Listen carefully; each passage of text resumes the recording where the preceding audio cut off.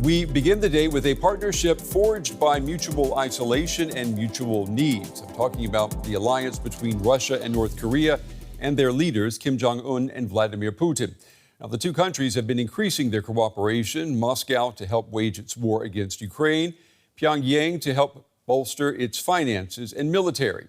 It's an alliance that's being felt most immediately in Ukraine. Authorities there say initial evidence shows a North Korean ballistic missile was behind this strike, destroying a family home in the countryside, killing 3 adults and 3 children. Now, if confirmed, it would mark the first known use of North Korean missiles in Russia's campaign for nearly a year.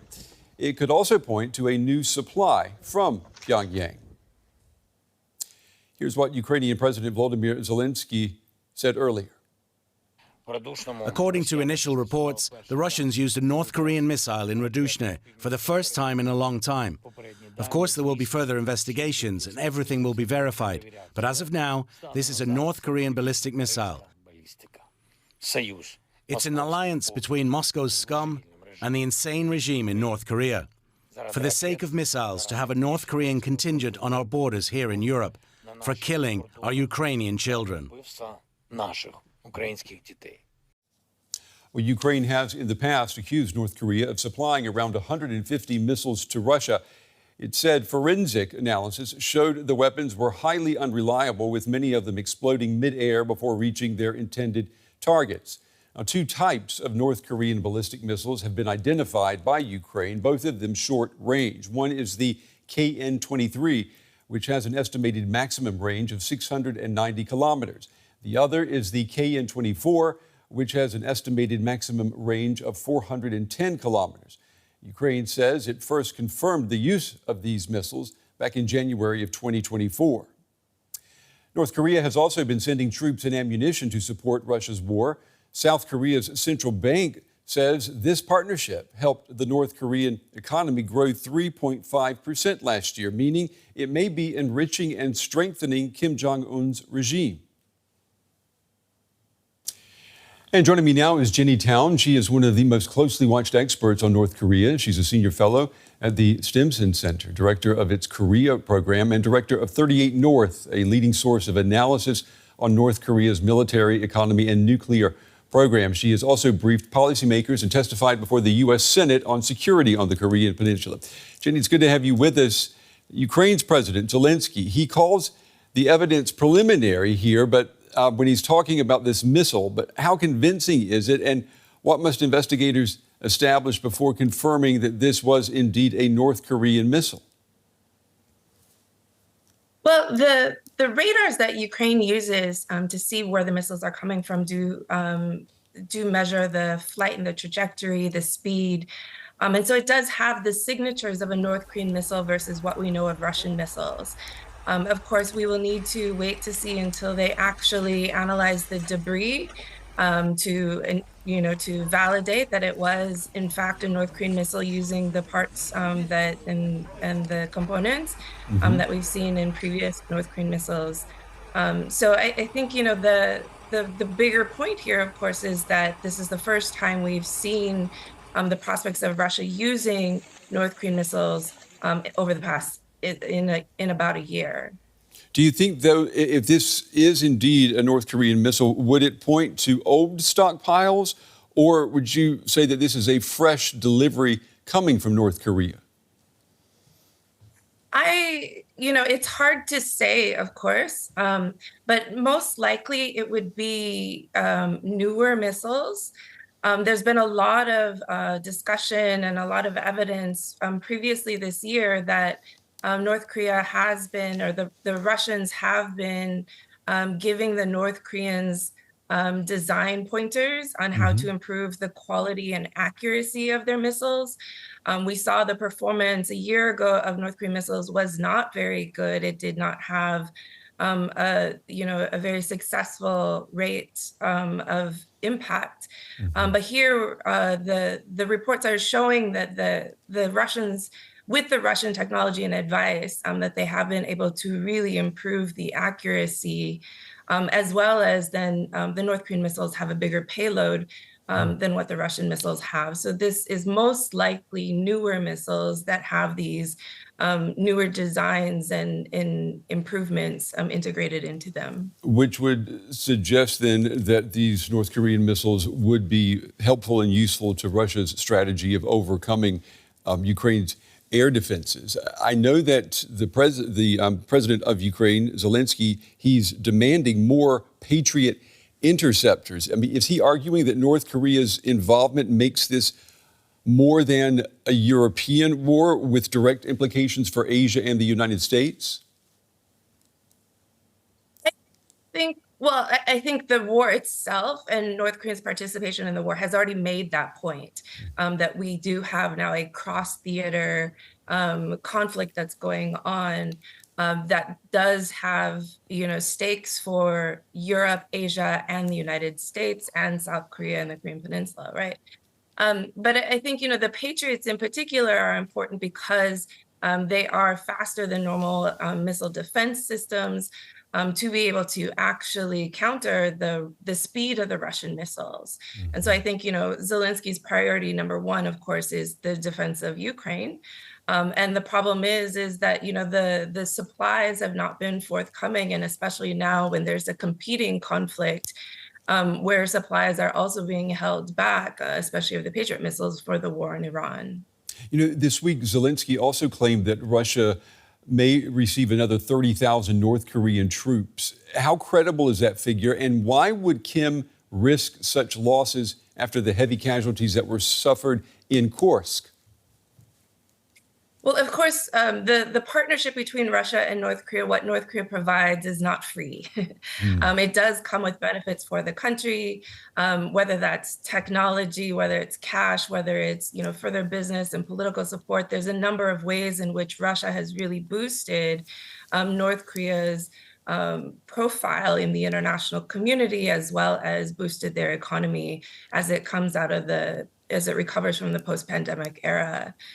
So I think, there's high credibility to, support being flowed into Russia from North Korea. The exact numbers, it's hard to say. But the foreign minister from North Korea, Chae, he was recently in Moscow and basically pledged that, North Korea is in it with Russia until the end. You said that North Korean troops' weapons are now being tested against a modern military that is using Western technology. What is the most dangerous lesson that Pyongyang could take home from this war? Well, this is really the first and only time that North Korea has actually been able to test and battlefield test its missile systems. In the past, all we've seen is the operational tests to prove that it works. It goes up in the air. So I think, this has been an incredibly valuable process for North Korea's R&D and its missile cycles. And it does create it has a lot of effects in terms of how North Korea's missiles will perform in the future, but also how much strategy it's learning in the process. And so if there is a future war on the Korean Peninsula, it's going to look very different than what we've seen in the past or what we expected in the past. Learning about drone technology and anti-drone warfare, anti-space warfare, we've seen the priorities in North Korea's military development really reflect some of the learning that they're getting in the battlefields in Ukraine, electronic warfare, multi-domain capabilities. Let's talk a little bit about the economics of all of this. South Korea's central bank now estimates that North Korea's economy grew 3.5% last year. That would be its third straight year above 3%. I'm wondering, how reliable is that estimate? And is the war now clearly an economic lifeline for Kim's regime? So I think even the way the North Koreans talk about their economy, first of all, they never give out real numbers, only percentages and expectations. But they have sort of shifted the narrative from really focusing on economic recovery to economic development. So the notion that there has been growth, economic growth, year on year, I think is credible. The exact, again, growth numbers are always an art to put together, based on a lot of near statistics and a lot of comparisons of what's going on the ground. So I think, again, Russia has been an enormous part of that, but hasn't been the only part of that. But one of the things that Russia has been good at doing is also not just building its own economic relations with North Korea, but also really encouraging others within sort of this anti-Western network that is forming as the global order is fracturing, but for others in that network to also work with North Korea. And so that has been an incredible new source of trade and economic development for the North Koreans. Russia and North Korea are also close to completing their first road bridge. Could it become a direct route for troops, weapons, and technology? And does it also show us that this partnership is becoming permanent? Well, I think it definitely shows a long-term investment in the relationship. Up until now, they've only had a cargo rail line that goes between the countries. They've never had the need for a traffic bridge. So I think, the Russian side is building a very large customs area for future trade. And can this be used for military logistics as well? Of course. I'm not sure it necessarily creates that much more advantage than what they've had through shipping and through rail as well. And the timing of the bridge, I think, is still in question, where the bridge itself is done, but the Russian side connecting it to the customs area and even just connecting the bridge to Russian roads is not yet complete. But certainly it shows a longer term commitment to building up that cooperation in multiple different ways. And what leverage, considering all of this, what leverage remains for the United States, for Europe, South Korea, and Japan? Sanctions have not stopped the transfers. Russia can block further action at the UN. So, where is the leverage? It's difficult. And certainly pressure needs to be placed on both the Russian side and the Korean side of the equation.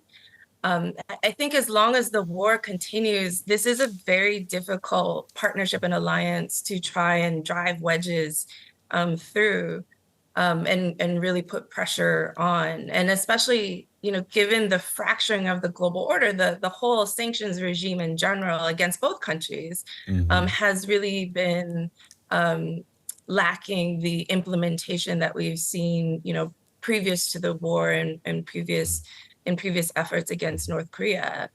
So I think, especially Korea, Japan, the US, I think we're all trying to come up with creative ways, especially working on the Russian side of the equation, as to, how can we disincentivize and dissuade this kind of partnership from becoming long-term. But that's, again, very difficult to implement as long as the war continues. And Jenny, how does China play into all of this? I mean, as you say, the world is asking itself, how can we limit this partnership when the traditional tools seem to be, rather ineffective? Well, I think China's an interesting part of the equation because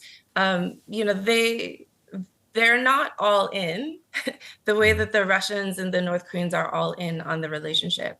They definitely see both Russia and North Korea as key security partners for themselves, as what they see as a growing US, South Korea, Japan, bloc for containment in the region and growing US influence and rising Japanese militarism.